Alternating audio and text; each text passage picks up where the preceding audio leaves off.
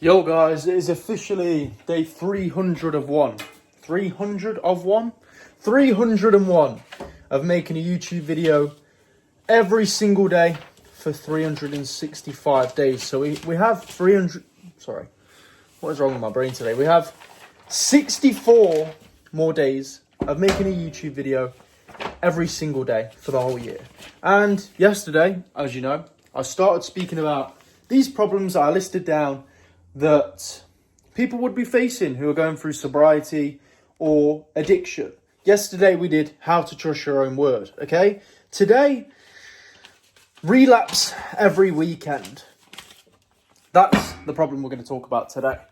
So, let's sit down, let's relax. I'm not doing much at the minute. Just found a job, just got a job. I start Monday, so this is my last week of being a sloth, pretty much. Anyway, relapsing every single weekend. This was my life story, literally. That's what I did for 6 years of my life. And towards the last 2 or 3 years, it was genuinely every single weekend I'd use cocaine, I'd use alcohol. And I'm pretty much a year sober now, so I feel like I'm somewhat qualified to speak on this. Relapse every single weekend. There's many factors that come into this. Number one, your friends. The people you hang around with. If you get that call every single weekend saying, bro, are you coming out this weekend? That's going to be a severe temptation and the main reason why you will relapse every single weekend. So number one, really, is cutting out the bad influences in your life. That was one of the main things that really helped me to get sober. I didn't want to do it. Look, it felt kind of rude at the time and I tried it so many times. I'd say to my friends, look, I'm going to just ghost for a little bit. I'm going to just have a month just to get my head together. And then by the end of the month, or even say 2-3 weeks in, I'd say, oh, this isn't really doing much. I don't see anyone, I'm bored, my life's boring. Let me just go and see them friends again. And the minute that I'd go and meet up with them friends on the weekend, the minute that we'd go for a beer, is the minute that I'd then consume drugs. And of course, alcohol again. So cutting your friends out, although it's hard, will be one of the main things that actually helps you to get sober. But not only get sober, stay sober. It's hard. Trust me, I've done it. But it will benefit your life. It will influence your life so much more positively than you can ever imagine. Find friends that don't drink all the time.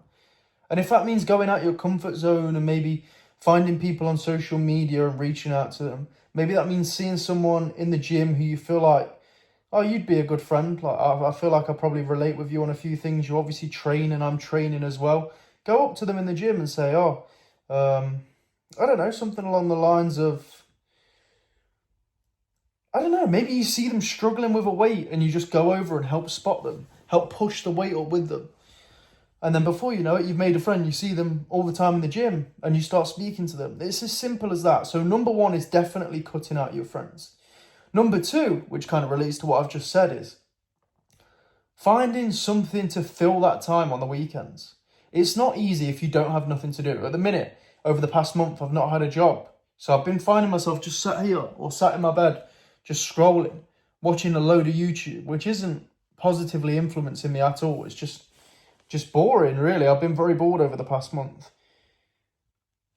Luckily, the thing I have is the gym. So I always talk about this on my Instagram story. You can follow me down below. My Instagram's in the description. But find your thing.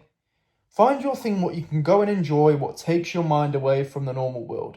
It could be working out in the gym. It could be golf, football, any sort of sport. I've been playing a little bit of tennis, badminton, squash, paddle. And through that, you will also meet people, funnily enough, who have healthy habits because they're exercising on the weekends. They're going and playing tennis. They're going and playing squash. You're going to meet them people. So actually, number two, which is obviously finding things to fill your time with what you do on the weekend, you're going to meet the people from number one who you wanted to meet by doing number two. So number one was basically cutting out bad influences, finding new positive friends. And number two is exercising, where you will probably meet them positive friends, whether it's in the gym, playing sport. There are two main things. You want to fill the time and you want to fill it with good people. Being around good people is going to make your life so much more positive. There's an old saying and everyone knows it. It's you'll become the result of the 3 or 4 people you spend your most time around. I spent my most time around people who smoke weed. They weren't necessarily bad people. They just had not great habits. I became the 4th or the 5th. There are going to be 2 major factors into not relapsing every single weekend. And number 3, which is probably a little bit controversial, is when you do relapse, don't beat yourself up too much. I would sit there after relapsing in my room, I'd cry to myself, I'd say, why do I keep doing this? And it would just, I'd be in this negative, this horrible, vicious cycle of feeling like shit, not trusting my own word, which if you don't trust your own word, I made a video about that yesterday, which you can go and watch. But try not to beat yourself up too much. Brush it off and think, why did I relapse? Was it the people I was spending my time with? Was it the fact that I wasn't filling my time, so the only thing that I could think of doing was my old habits, drinking and using drugs? If you don't build new habits, you're going to go back to your old ones. Our brains are so used to... Our brains like control. They like to know what we're going to do. So over time, you'll keep building these habits and you'll go to what you know. Very simply, you'll go back to what you know. If that is only drinking and going out and partying, if you don't fill your time, you're going to end up doing them old things. So number 3, relapse. Try not to beat yourself up too much, but also analyze, why did I actually end up relapsing?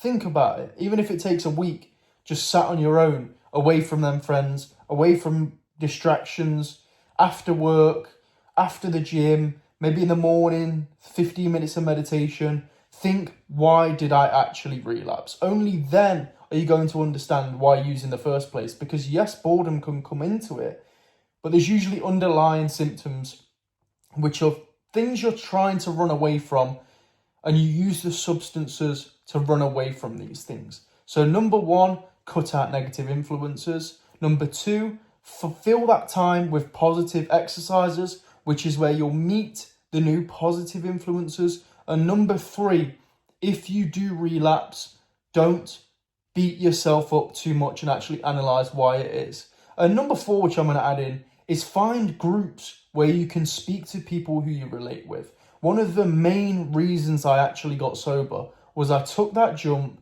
I took that uncomfortable move of going to Alcoholics Anonymous. Now, I haven't been to Alcoholics Anonymous in probably 6 months, and I am going to go back because I only got to like step 3 of the 12 steps in Alcoholics Anonymous, and I do want to go through all the steps. As I've said, I'm almost 12 months sober, but it's all good getting sober. There's a saying that they have in Alcoholics Anonymous, which is, I think, a dry drunk, which is basically when you still have the thought patterns, when you still are still somewhat of the same person when you drank, because you haven't dove into the steps in Alcoholics Anonymous. So find a group which you can relate with people. You'll start making friends there. Get a couple numbers. When you feel like relapsing, give them numbers a call. I was very bad for this. I'd never really call anyone or reach out to anyone because, I don't know, I'd just rather isolate myself. But they do say in Alcoholics Anonymous that addiction is the opposite to connection. So you want to connect with people rather than isolate yourself back into addiction. Guys, I hope that helped you. As I said, the theme for this week is going to be sobriety, addiction, and helping people overcome the problems which come with them vices. Guys, see you in tomorrow's video. I hope that helped you. Like I said, you can follow my Instagram down below. You can also actually book a call. I'll just give free coaching calls out because I've got free time at the minute. I'm happy to help anyone through the problems that they're struggling with because I know how it feels. I went through it for 7 to 8 years.